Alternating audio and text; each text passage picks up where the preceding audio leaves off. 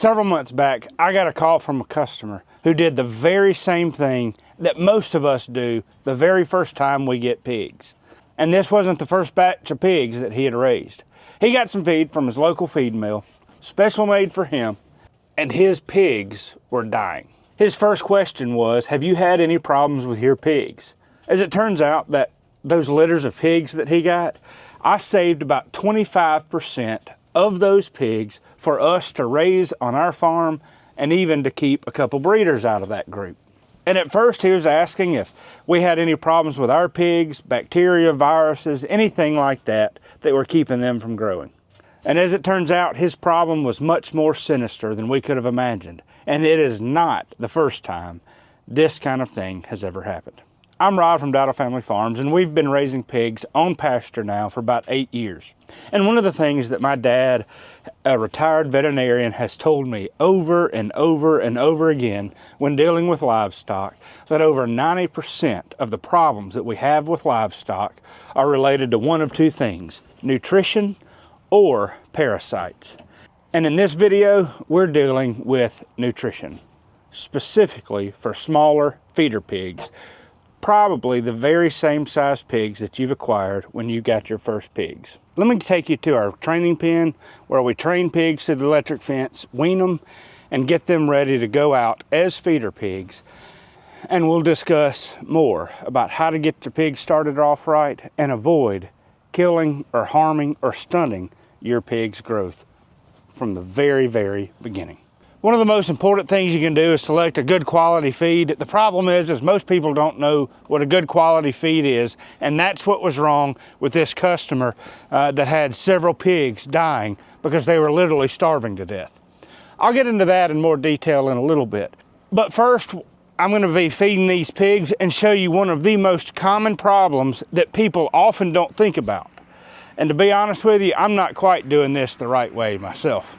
Now this is the pen where we train our pigs to the electric fence, and we've got a customer that's coming to get about 30 or 40 of these feeder pigs, and then these others will go out to pasture. Now that was about 600 pounds of feed that I put out just now, and one of the biggest problems people make when they raise their pigs together is they don't provide adequate feeder trough space for their pigs. Now let me just say that out here, these pigs are already trained to come to me. They're used to me feeding them.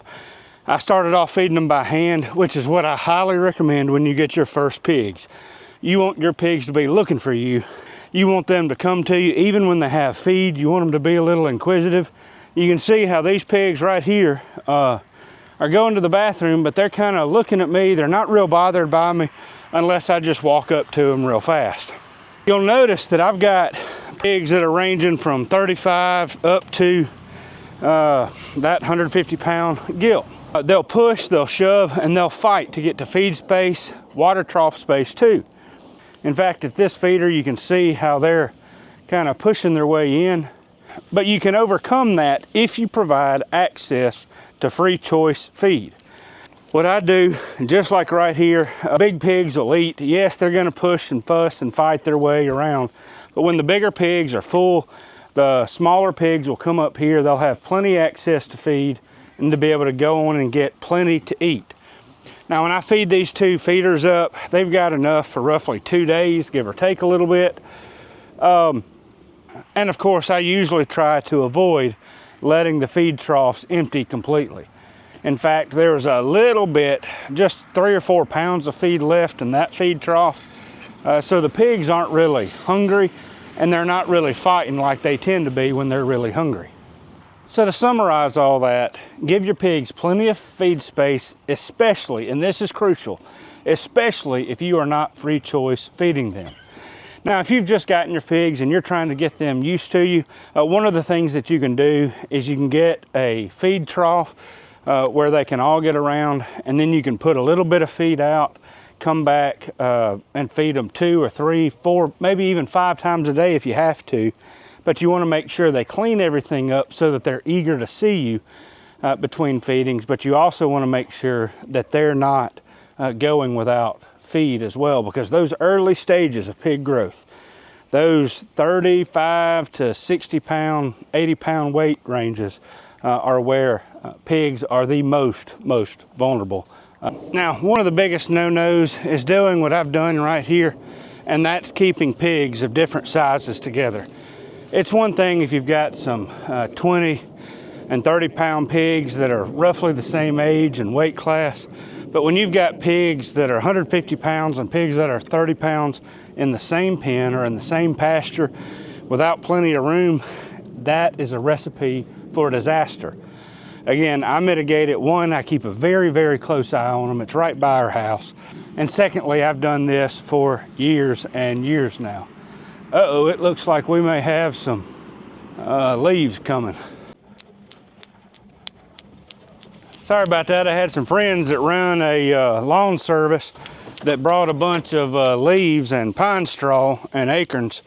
And you can see that the pigs have been over here eating it for the last half hour while we were talking. All right, so keeping 50 or 60 pigs in a pen this size, I haven't measured it exactly, but it's 4,000 or 5,000 square feet, is a recipe for disaster, especially if the pigs don't have a way to get away from each other, and they'll still fuss and fight like those.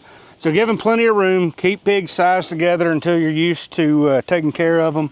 Now, one of the things that you'll hear people talk about a lot when purchasing pig feed is you'll have them talk about they use a 14, 16, 18% protein feed.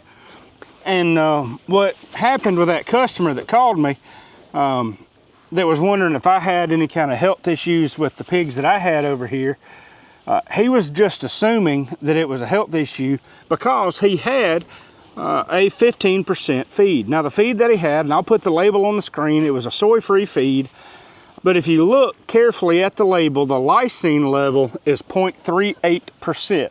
Now that's measured usually as a percentage of dry weight over the entire feed, whereas if you look at my normal 16% grower, it's going to be closer to 0.8%, more than twice as much lysine in the feed.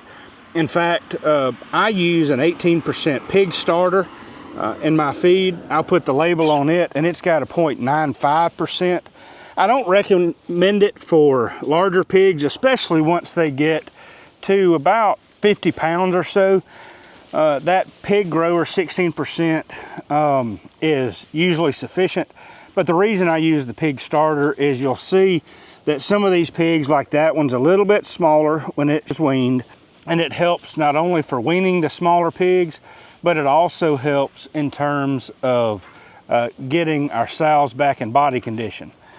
I have one grain bin on the farm, and if I were to buy a 16% hog grower, in addition to the 18% starter, I'd have to store that feed separately, and it would cost me more.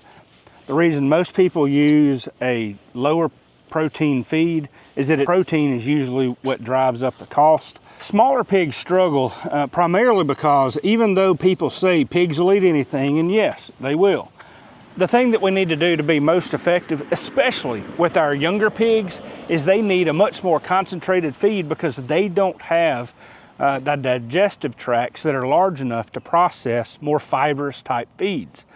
That's why we feed them a more concentrated feed. Now I'll deal with feeding rations and that kind of stuff in another for breeding pigs and weaning new pigs in later videos.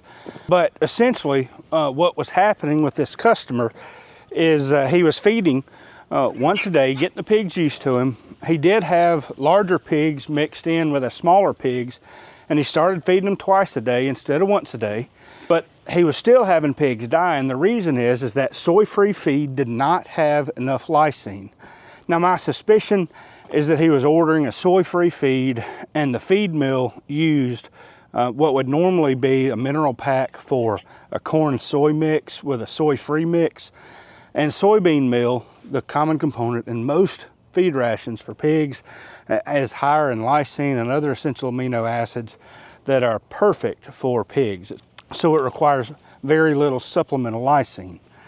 But his pigs could not consume enough of that feed to supply their needs, and they were quite literally starving right there on his farm. Since then, he switched to a 15% hog grower. I think it's got 0.75% lysine. I'd prefer it to be a little bit higher, but that has performed really well for him. And he says it's resolved all of his problems.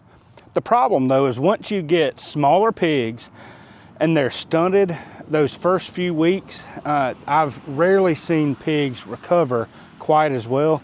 Yes, they'll grow. Yes, they'll perform adequately on pasture, but they don't perform quite as well as we typically would want to see them performing. It's just hard for them to catch up.